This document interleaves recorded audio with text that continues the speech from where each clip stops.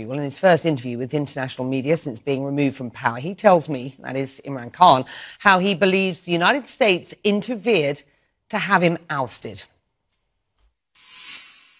On the 7th of March, Becky, Under Secretary of State in the US, who's responsible for South Asia, a meeting between our ambassador in Washington, he tells our ambassador, in an official meeting, there are note takers on both sides. He tells the ambassador that unless you get rid of your Prime Minister Imran Khan in a vote of no confidence, which, by the way, hadn't been tabled as yet, but he seemed to know about it, he said, unless you get rid of him, Pakistan will suffer consequences. And then goes on to say, of course, if you get rid of him through the vote of no confidence, all will be forgiven. Such arrogance, apart from anything else. By the way, Becky, this guy should be sacked for bad manners and sheer arrogance. Imagine telling a country, an ambassador of a country of 220 million people that you get rid of your prime minister. So this is where it started. The next day, this vote of no confidence is tabled in our parliament. I put it in front of our cabinet.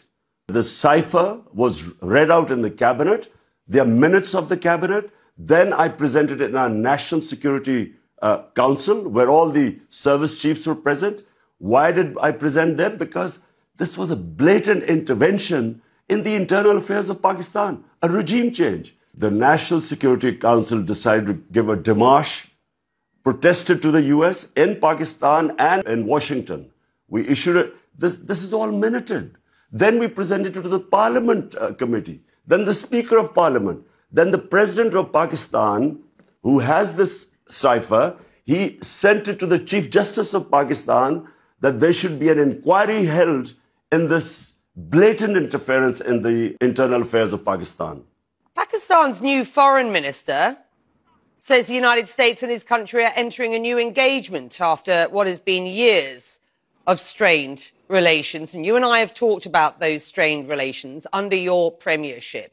Do you believe, for the sake of Pakistan, that it is better to have a good relationship with the United States? Becky, I had perfectly good relationship with the Trump administration.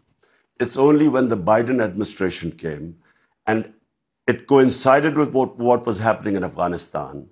And for some reason, which I still don't know, they never got in touch with me. There was no US ambassador to Pakistan. I have no idea. My point is very simple.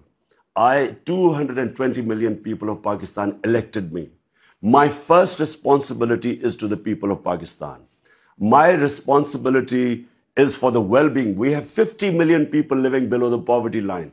So when Russia offers us 30% discount on oil and 30% discount on wheat imports, India does the same. India is part of the Quad, part of the strategic alliance with the US. India imports oil from Russia. But for some reason, this was taken against me, as if I was being anti-US or anti-American. Before this happened, before this meeting with Donald Lu and our ambassador, the US Embassy was calling members of my party who were some of the backbenchers who were not happy. They were having meetings with the US Embassy. And what were they meeting them? And they were the first ones who then jumped ship. And they were the ones who then offered $1 million each to buy my other members of parliament who actually jumped ship later on. Why would the US Embassy be interested in backbenchers of our party? So is the current government an American implant? It's with their blessings. And, you know, the painful thing, Becky, is not just that we all call it imported government. But the worst thing is there are a bunch of criminals. For 30 years, these guys have been plundering the country. 60% of the cabinet is on bail. You were in Russia meeting President Putin the day he announced the war in Ukraine. The optics didn't and don't look good. This visit was planned a long time back, and all the stakeholders in Pakistan were on board. The military wanted hardware from the Russians. We wanted oil. There was a gas pipeline which was which was being negotiated for the past 6 years before my government came in. So this trip was planned a long time before. How would I know that the day I land in Moscow, President Putin decides to go into Ukraine? I wasn't supposed to know that. Do you regret that? I would regret if if we had known about the invasion and then I had gone in, I guess I would have regretted it, because I do not believe in military solutions. I have opposed all military ways of achieving political ends. But I wasn't supposed to know.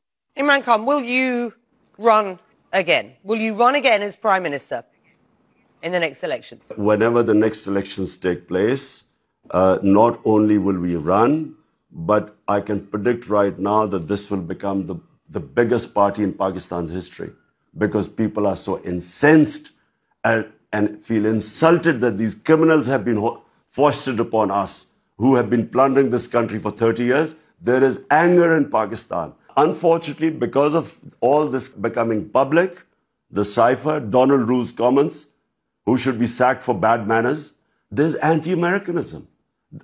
Because you know that so many regime changes, whether US, like in Iran, Prime Minister Mossadegh, like in South American countries, when unpopular governments are foisted on a people, the resentment then goes against the US. And unfortunately, yes, there is anti-Americanism right now.